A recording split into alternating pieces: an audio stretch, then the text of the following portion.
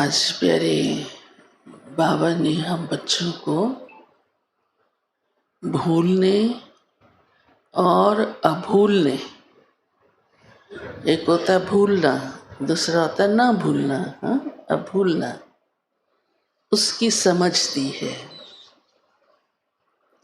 कि क्या भूलना है और क्या नहीं भूलना है। अक्सर उल्टा हो जाता है, जो भूलना है उसे याद रखते हैं, और जो याद रखना है उसे खुद ही बताओ, तो गड़बड़ हो गई। फिर तो बहुत गड़बड़ हो गई। और ऐसा देखा जाता है, अनुभव है सभी को।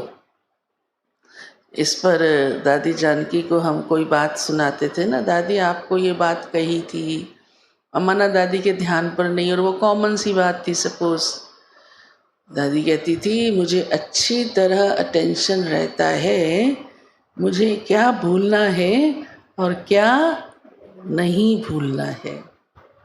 जो भूलने वाली बात होती है मैं उसे याद नहीं रखती, और जो याद रखने वाली बात होती है मैं उसे भूलती नहीं। हमने बहुत सीखा, क्योंकि युवावस्था में वैसे भी जल्दी भूल जाते हैं। जिम्मेवारी वाला कोई काम होगा, कोई काम नहीं करना होगा तो कई बात भी बना देते हैं, याद नहीं रहा। दिल नहीं थी करने की, लेकिन कहेंगे याद नहीं रहा। आज बाबा ने कहा है कि तुम कम से कम अपने स्वधर्म को तो नहीं भूलो, उसे ही भूल जाते हो। बाबा को तो नहीं भूलो, उसे ही भूल जाते हो। एक माता बाबा के सामने ही बाबा को कहती है बाबा मैं भूल जाती हूँ।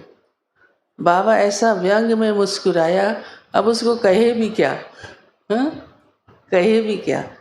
ये तो बाबा को ही की इंसल्ट हो गई ना, जैसे बाप के सामने ही बाप को कहे।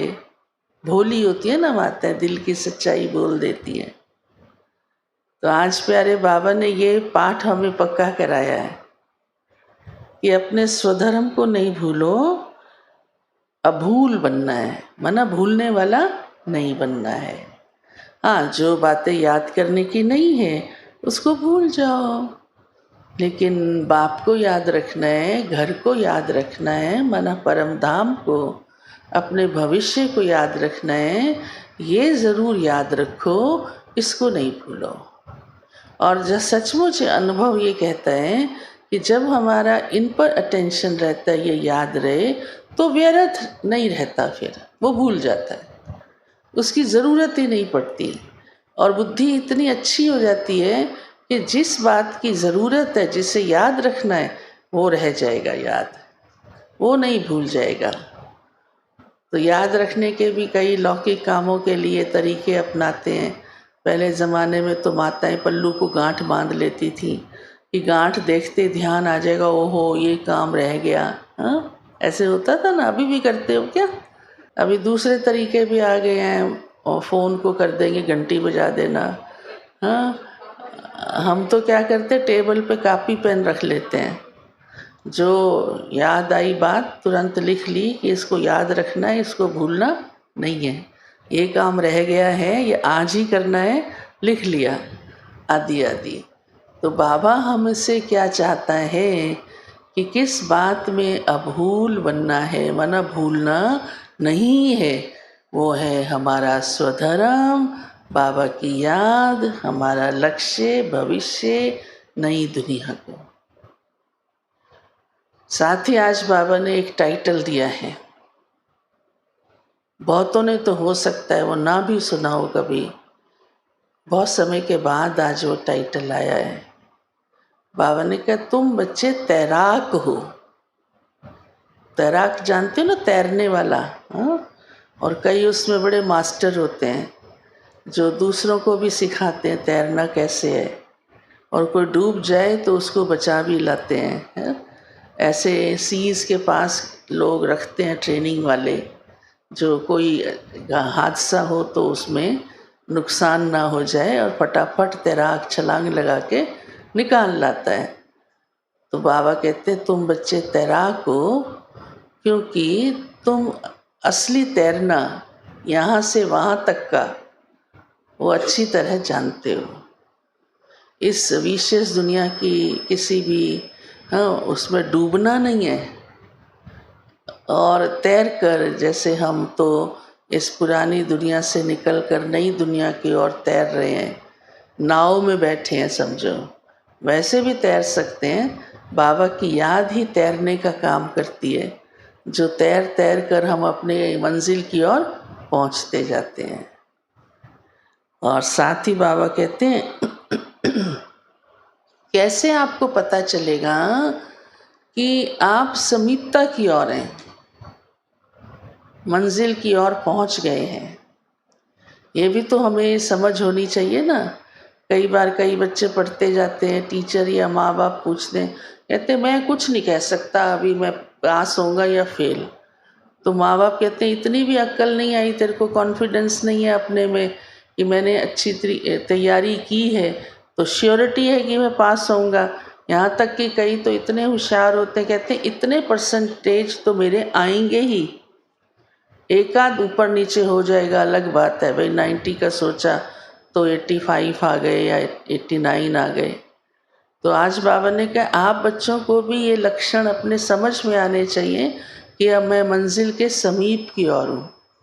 तो उसकी निशानी आज प्यारे बाबा ने सुनाई है। क्या निशानी सुनाई होगी?